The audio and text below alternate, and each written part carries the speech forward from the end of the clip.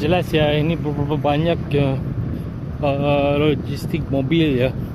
Logistik mobil enggak tahu ada utilization ke, ataupun sama ada waiting for service, ataupun waiting for shift time untuk start kerja ke. It depends pada demand ya. Jadi mobil-mobil ini memang banyak banget ya. Jadi for long term service, kiranya ada yang habari mengikuti by mileage. Tapi logiknya, jika mobil supir ini mengalami masalah rasa ketidakselesaan ketika memandu, sudah konfirmasi dia punya steering fluid perlu ditukar ataupun perlu di flush gitu. Kenapa? Steering fluid ini suatu mineral yang enggak boleh didapati di mana-mana kedai Petronas.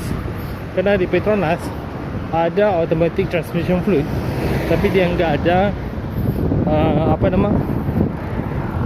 enggak ada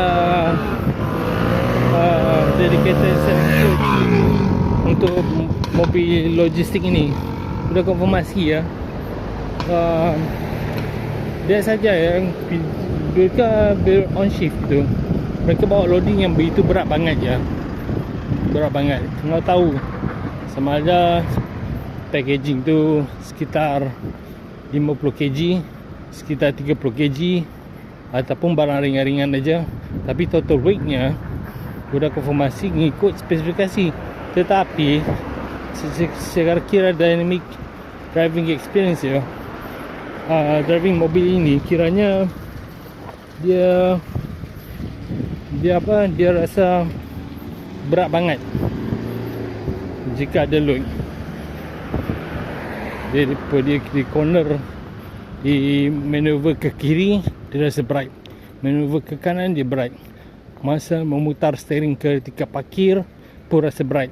Itu adalah tanda-tanda prinsipal, basic prinsipal di mana steering fluidnya perlu diganti. Ya, jelas ya, steering fluidnya ini satu perkara.